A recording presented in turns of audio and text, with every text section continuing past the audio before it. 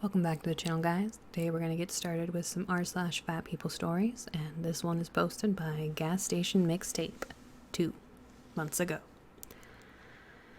I live in the southern United States. That's a fat people story in and of itself, and work an office job. Most of my coworkers are ham planets. For background, I'm a former ballerina with British Canadian parents who just happened to find herself here in Florida. I often find myself confused and fascinated by my neighbors, though I wouldn't change them for the world. Today's Ham Planet story comes courtesy of one of my coworkers. One of my favorite lunches is a spinach salad with mushrooms, tomatoes, red onions, bell pepper, the works. Every color. Heart emoji. That does sound really tasty. HP stops by my desk and asks what I'm eating. I reply very simply with, a spinach salad. Somehow this woman gets wildly unhappy with that answer. Her response? How can that be a salad? That's not a salad. Where's the meat? Where's the cheese? I don't even have a response for that. I assume in a deli or butcher shop somewhere.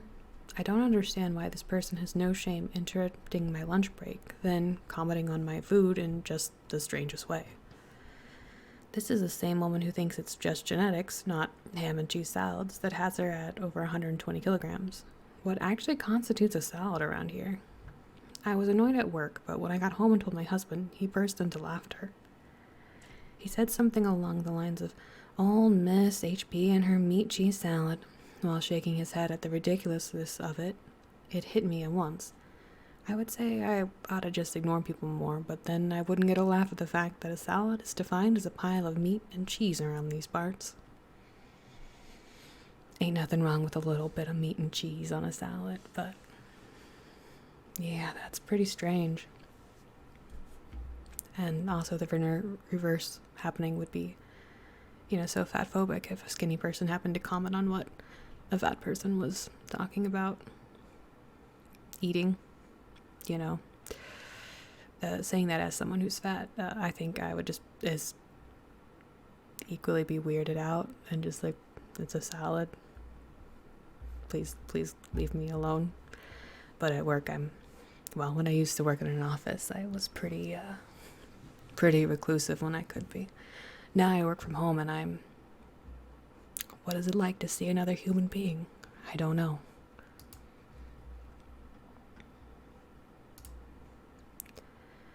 Here we have a story posted by Panda Booty Pictures. Fat person mad that people can't tell she's pregnant. So, I'm having a party and invite my close friend, which also means inviting his girlfriend, who is basic as can be, over 300 pounds, and is always judging others. She just told us she's pregnant, like 3 weeks in. At the party, she's going on and on about being a mother and whatnot because her whole identity is around that. A friend of mine never met her before and asks, "Are you pregnant?" And she angrily replies, "Yes, I am. Can't you tell? Do you think I was just fat?" My friend felt no answer was right. A word of advice. If your baby is a sign of a comma, no one's going to be able to tell you're pregnant, especially if you're morbidly obese.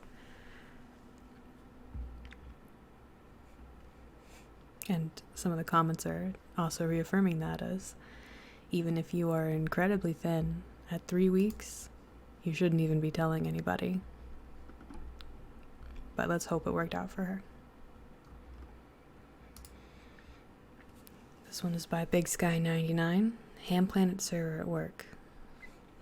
I work at a Midwestern restaurant chain. I've held down this job for about 6 months, and I've now been there longer than most of the other employees because it's such a shitty place to work. Only one non-manager person has been there longer than me. Ham Planet server, HPS for short. HPS is morbidly obese, but much worse is that he's incredibly lazy and will screw over any other employee to get out of working, but he pretends not to. Our restaurant has an indoor section and an outdoor section. The outdoor section is open when the weather's nice. All summer, HPS demanded to be assigned to the sections that were closest to the AC and the kitchen so it's cooler, and he didn't have to walk us far. Sometimes he straight up refuses to take a section outside. If someone did sit down in his section, he'd whine and moan and try to make somebody else take it. Bigski, I'm going on a little break. Would you take my table? Thank you so much. Cue him going missing for 20 minutes. H has a lot of ways to get out of serving indoor tables too. Like if he was training a new server, he'd tell them they're doing an amazing job and then make them serve the entire section all day. Or he'd go back to the office and do important things and make other people take his tables. Or I'll ask someone to help clean his tables. Ah, you're the best. Thank you so much. And then disappear. One of the perks of this job is that if the kitchen makes a mistake on the food or makes too much of it, of something the servers are allowed to take home. Usually we split it up pretty evenly depending on who likes the food or who took some last time. Except HPS. If he sees some extra food out on the counter, he puts it in a to-go container and labels it with his name and tries to hide it under the counter. I'm not a huge fan of Midwesternized Chinese food, so I don't usually take it home. But lately, I've had a cousin who's going through a rough patch financially, so I've been trying to pick up extra food for her when it's my turn. Last night, there were 3 extra entrees, and I was like, hype. I can help my cousin out. But as soon as the employees left the kitchen to actually do their jobs, HPS swooped in and packed the food away without asking anyone. It was just gone. Yeah, this person doesn't even have to be, nothing to do with their weight or their appearance or anything. This just sounds like a bad person.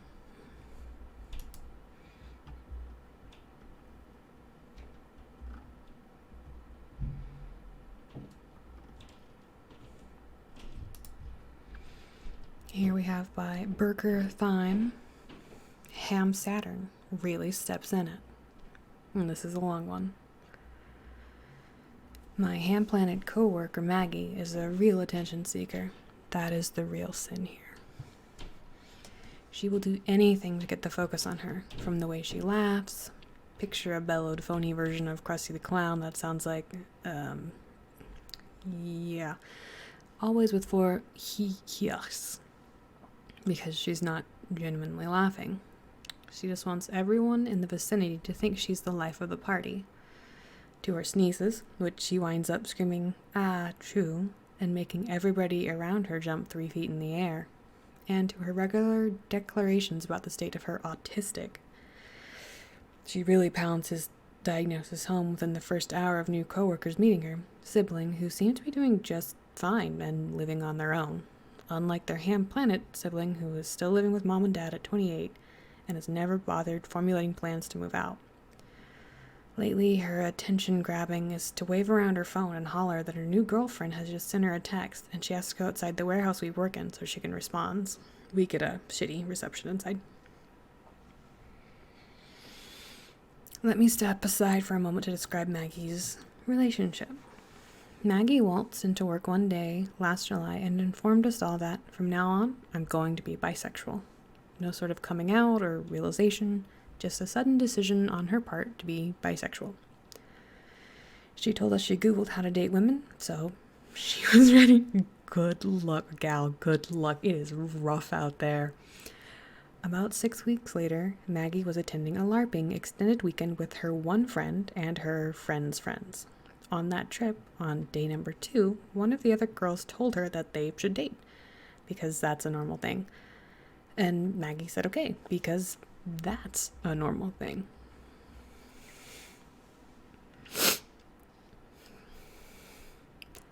Maggie informed all of us that she was in a relationship the day she came back to work. She literally hooted, "I'm in a relationship," after a coworker asked how her trip was.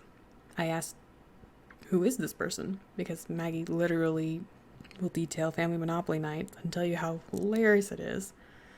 Because her dad rolled a 4 and they were all telling him that he shouldn't roll a 4 because he would have to pay income tax, and she never expressed any new love interest. Maggie literally had just met her days before and was referring to her as my girlfriend. Maddie gave us the first name of her new squeeze, so at lunchtime myself and 5 others sat on the picnic table together and Facebook stalked Maggie's profile to see just what sort of con artist was scamming her. Picture John Bodega as a woman in her early 20s who enjoys slamming herself in the face with a cast iron pan who works in the fast food industry. Of course, Maggie made a love connection with someone involved with burgers, and you nail it.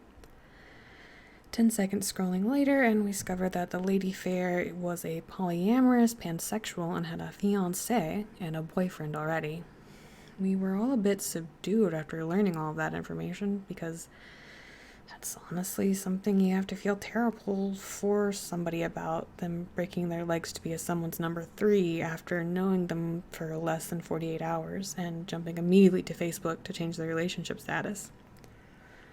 And according to Maggie, her girlfriend instructed her to not tag her in status updates. We found out why that was. 4 days later, our coworker asked Maggie how her new relationship was going, and she told him that she just found out that her girlfriend was involved with multiple other people, so they needed to have a talk and take things slow. So, yeah. Her coworkers literally knew her girlfriend was involved with other people before Maggie did through 5 minutes of public research. Anyway, back to today's events. Maggie was blustering and swaggering around the new hire she was training. We've all been talking all morning about how he'd been taken the position to start the process of leaving his abusive ex-boyfriend. I know because my station is the closest to hers and I have to hear everything, and of course Maggie took the first opportunity to one-up him that she could.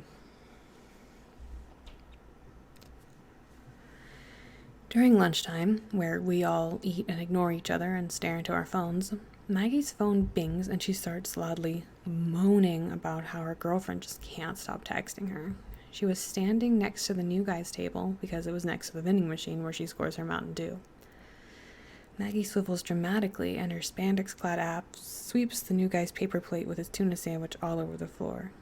She did not notice because she bumps her ass into us all the time and she can't see her feet.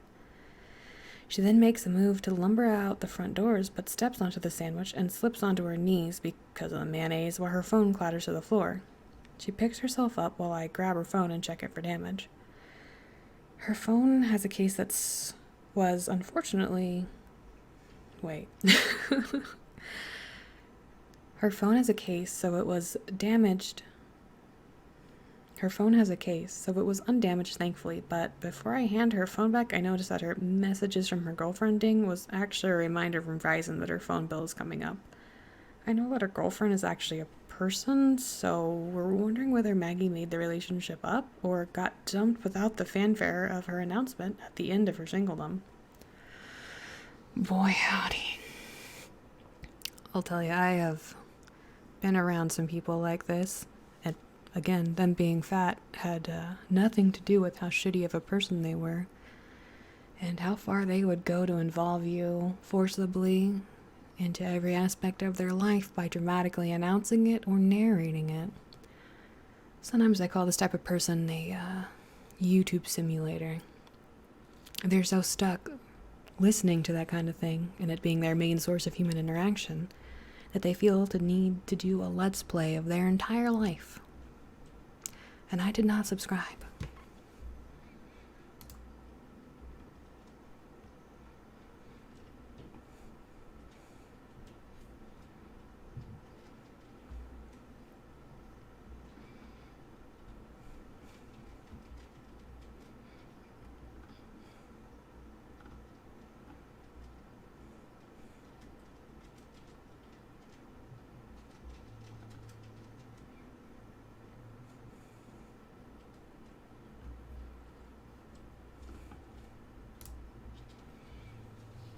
This will probably be the last story for the day, but it's about an anti-vaxxer, so it could be pretty interesting. Let's dive in. This is posted by Neko Frog. My dad and I have a daily routine of walking at least 5K steps every night because he has issues with his heart, and the doctor told him that he should exercise. Hey, me too, but my dad is very stubborn about it. We're working on him, though, don't worry. Anyway, last night after we finished our usual walk, we walked to a McDonald's nearby so he could catch his breath and we could get an Americano. It's protocol where I am to show the staff your fully vaccinated certificate, so he dug out our phones from my bag. All of a sudden, a short but huge human butted in front of me and nearly bowled me over, insisting to the staff that she was virus-free. I'm 164 centimeters, so she must have been 145, because my mom is 150 and she was shorter than my mom. She was shaped a lot like a globe, wearing shorts and heels, except her legs had a strange dark tint to them. Okay, I am speaking goddamn American, so I have no idea how tall any of these people are, but that's okay. for just imagine to your heart's desire. Apparently, this wasn't her first time doing this, because the manager came out and told her that unless she was vaccinated, she wasn't allowed to enter. The ham pulled down her mask and in a fury spat words of rage and went on a rant about how vaccines are government propaganda and that inhaling vinegar and bathing in salt were actually how you get rid of the virus. Couldn't find any news for it in English, but you can Google translate. Okay, blah, blah, blah. I watched disdainfully as her spit went flying everywhere, and I tapped her shoulder. Please put your mask back on, I said. She turned around, looking like an angry obese bull, and told me that I wouldn't understand how she feels. They're only treating me this way because I'm fat. If I was thin, you'd let me in. I'm going to report this to the head of McDonald's. Fat phobia strikes again. Truly worse than any hate crime. By this point, I was sick of her and just wanted Americano, so I offered to buy her what she wanted, with her money, of course, and she accepted immediately and sent me in with an order for a family set, 4 drinks, 4 sundaes, 6 pieces of chicken, 4 plates of rice, and 4... They serve rice at McDonald's? And 40 nuggets. Oh wait, these people are probably not in America because the whole centimeter thing. That makes sense then. I assumed she'd bring this back home as I handed her the order. Instead, she sat down by the entrance and refused to move and started to eat. I headed back in to sit with my dad and watched in fascination as this woman chowed through a meal meant for 4 people in the span of 20 minutes, drinks and all. Looking satiated, she stood up and demanded to use the washroom. But it was inside the building and not outside. She looked ready to eat the staff. She bowled through the door and wobbled to the toilet, but alas, it must have been a few 2 feet. She looked ready to eat the staff. She bowled through the door and wobbled to the toilet, but alas, it must have been too far away, because she gave a cry and we watched as her shorts became wet. She'd pissed herself in the middle of a McDonald's. Staff rushed over and offered her paper towels, but she waddled straight out and into her car, driving off. Well, that was unexpected. Now I have to say, there's no shame in having incontinence issues or issues of that kind. No shame to this person. I'm sure that was very humiliating. I know the instinct might be to laugh because they're fat, but yeah, we can have some empathy for people and then still, think it's funny that they think that they weren't allowed in because they're fat, not because they weren't wearing a mask or vaccinated. Well, guys, that was certainly an adventure. And I kind of want to see if the rice from McDonald's is any good. I really shouldn't eat rice. I've not been eating out lately. But, damn. I don't know, it's so sad. And yet hilarious. And yet I feel like a bad person for laughing at it. Well, I hope you guys enjoyed regardless. And tune in for more fat people stories, r/fat logic, and anything else that kind of catches my attention as I waddle around the internet.